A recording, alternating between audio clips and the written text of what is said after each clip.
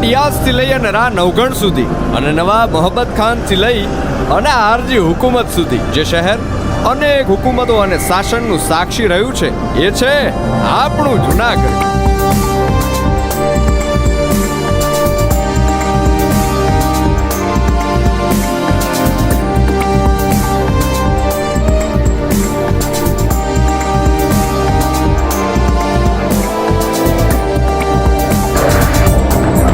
અને ભક્તિ તો આ ધરતીના રજે રજમાં વસેલા છે. આ છે ભવનાથ મંદિર કે જ્યાં મહાશિવરાત્રીના અવસરે જોગીઓ, સાધુઓ, સંતો, ભક્તો બધા ભેગા થાય અને આ તળેટી હર હર મહાદેવના નાદથી ગૂંજી ઉઠે. આ જુનાગઢ નરસિંહનગર તરીકે ઓળખાયું ભક્ત કવિ નરસિંહ મહેતાના નામે. અહીંયા મૃગીકુંડ અને દામોદર કુંડ જેવા પવિત્ર જળમાં સ્નાન કરી ભાવિક ભક્તો ધન્યતા અનુભવે છે. ભગવાન દત્તાત્રેય જ્યાં બિરાજે છે, માં અંબાજીના જ્યાં બેસણા છે, સિદ્ધો અને જોગીઓ જ્યાં ધૂણા તખાવીને બેઠા છે, એવો આ ગેબી ગિરનાર.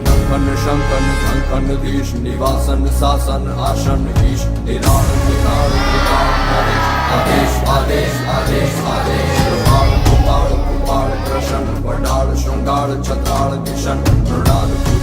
જૈન ધર્મે જેને ઉજ્જિંત પર્વત કીધો, ભગવાન નેમિનાથે જ્યાં તપસ્યા કરી, એવો આ ગરવો ગઢ ગિરનાર. આમ તો આખા ભારતમાંથી શ્રદ્ધાળુઓ દર્શન કરવા માટે થઈને અહીંયા આવે છે અને એ લોકો એવું માને છે કે આ 10,000 પગથિયા ચડી અને ઉપર ગુરુ શિખરે પહોંચીએ ત્યારે જે આનંદ આવે છે ને એ અવર્ણનીય છે.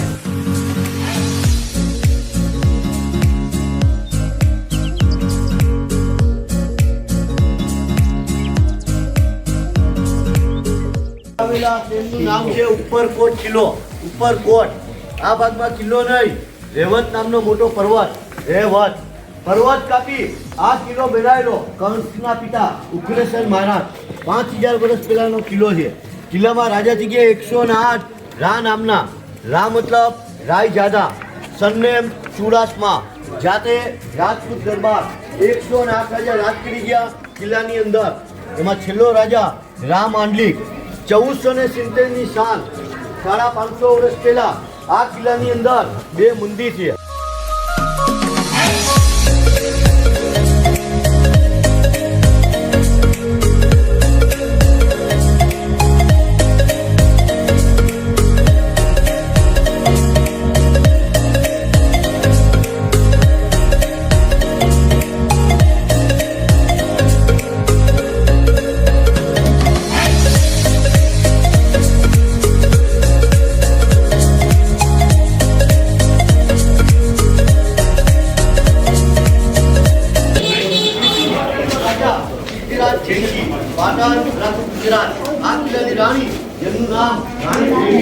રાણી માટે 12 વર્ષ કિલ્લા ઉપર પાટણના રાજાએ યુદ્ધ કરેલું. 12 વર્ષ આગે બંધ હતા. 13મા વર્ષે આ કિલ્લામાં અનાજ છૂટેલું.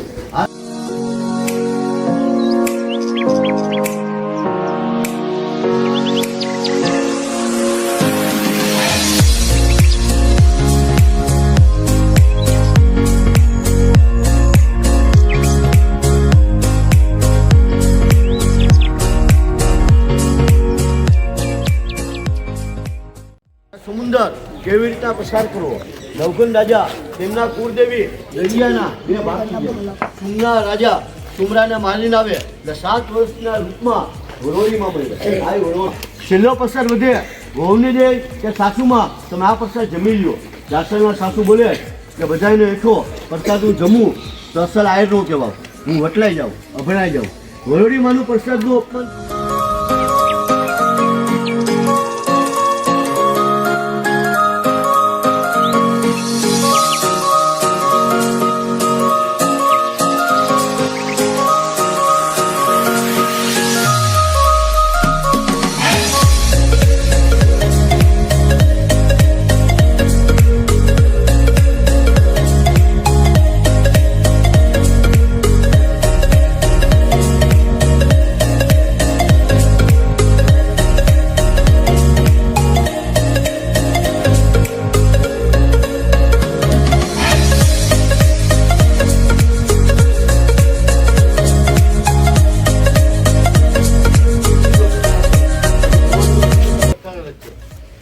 આપણે કિલ્લો જોવા જઈએ, કિલ્લાની અંદર 8 વસ્તુ જોવાની, 8 એનિમેટ.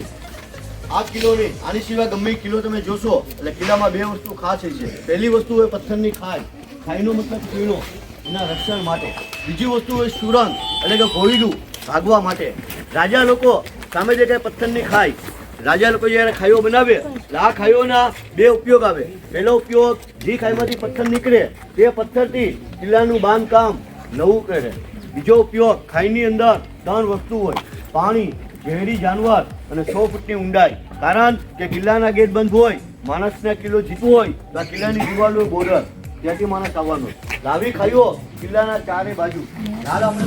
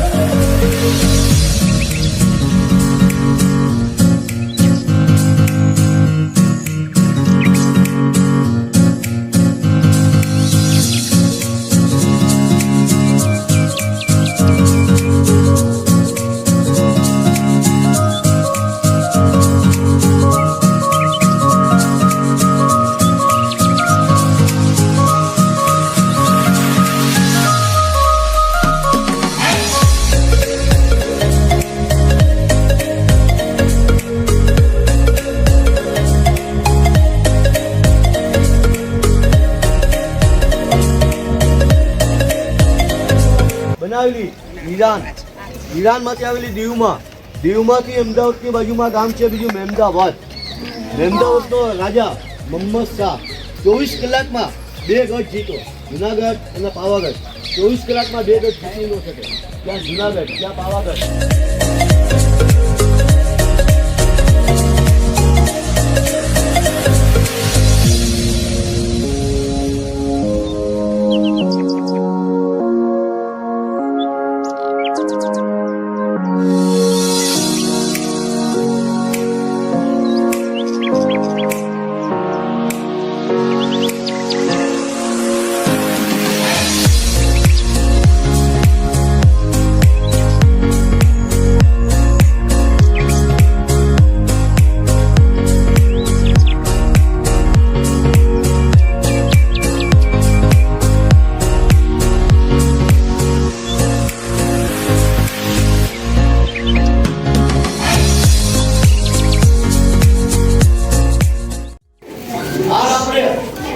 મેળ જોવા જશું, 3 માળનો મેળ છે. 3 માળ. પહેલો માળ ઘોયડા, સુરંગ, ભાગવા માટે 3 રસ્તા હતા.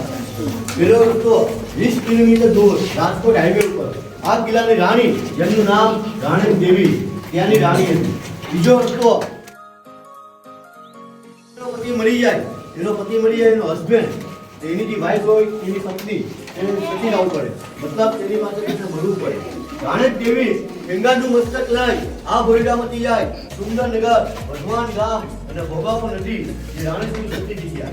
તમે વિચાર કરતા છો કે જુનાગઢ વેલી, સૌરાષ્ટ્ર વેલી, રાણી દેવી 250 કિલોમીટર દૂર ત્યાં સુતરાઉ સતી રહ્યા.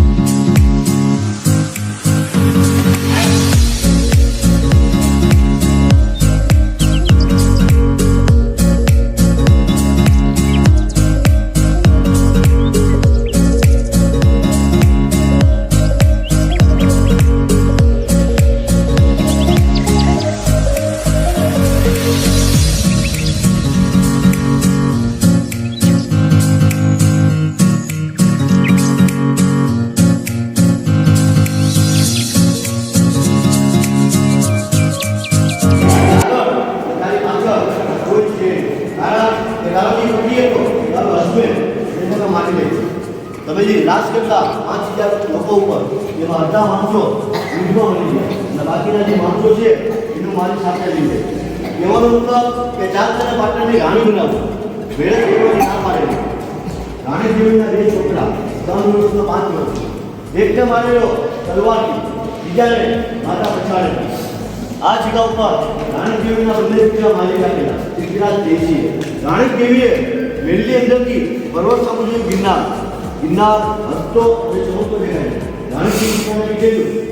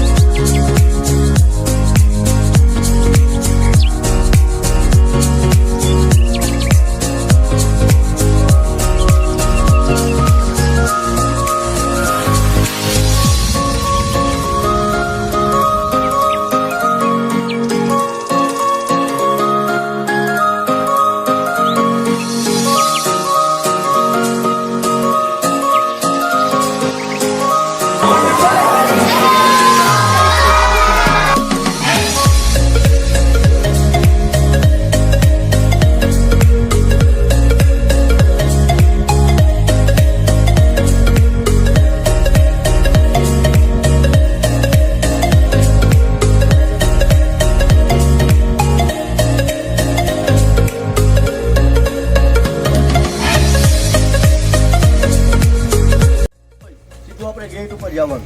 કહેવાનો મતલબ સાથે સંગાતે રહેજો. કોઈ વ્યક્તિ કોઈની રાહ જોઈને ક્યાંય બેસતા નહીં. પાછું અહીં આવવાનું નથી. હાલ તમે જોવા ગયેલા તે ગુફા છે. એ આ ગુફાનું નામ ભગવાન બુદ્ધની ગુફા, ભગવાન બૌદ્ધ. આખા કિલ્લામાં જૂનામાં જૂનું મેન્યુમેન્ટ, પહેલામાં પહેલું મેન્યુમેન્ટ હોય તો આ બૌદ્ધ ગુફા. સૌથી પહેલાં કિલ્લાની મોડેલ બની, એના પછી આ ગુફા બની. આ ગુફા 2000 અને 500 વર્ષ પહેલાંની ગુફા છે. અશોક રાજા થઈ ગયો, અશોક સમ્રાટ. 7મા ધોરણમાં પાઠ આવે. અશોક સમ્રાટે છેલ્લું યુદ્ધ કલિંગ ઉપર કરેલું. કલિંગની અંદર હજારો નિર્દોષ માણસો મરી ગયા. કલિંગ પછી તલવાર મૂકી દીધી. પેલાના રાજા રાજ જોશીને માનતા. રાજ જોશી મતલબ મોટા મોટા બ્રાહ્મણ પંડિત. એમને લોકો કીધેલું કે મહારાજ આ વાવની અંદર પાણી જતું હોય તો આ વાવની અંદર 2 કન્યા કુંવારી, સગી 2 બહેનું અનમેરેજ.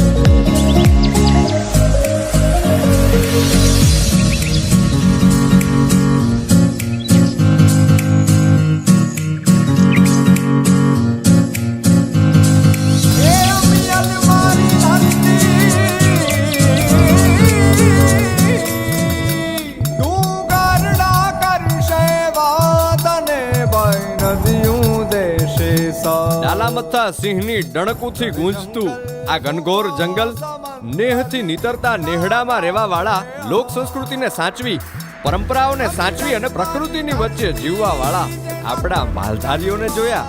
અને પર્વતાધિરાજ કહી શકાય એવો રેવતાંચલ પર્વત એટલે કે ગરવો ગઢ ગિરનાર, એને પણ આપણે જોયું. આજે આપણે સોરઠ પ્રદેશને જાણ્યો, આ સોરઠની ધરતીને, આ ગીરના જંગલોને જાણ્યા અને માણ્યા. આ હતી આપણા મલકની વાત. આ છે ધન્ય ધરા ગુજરાત.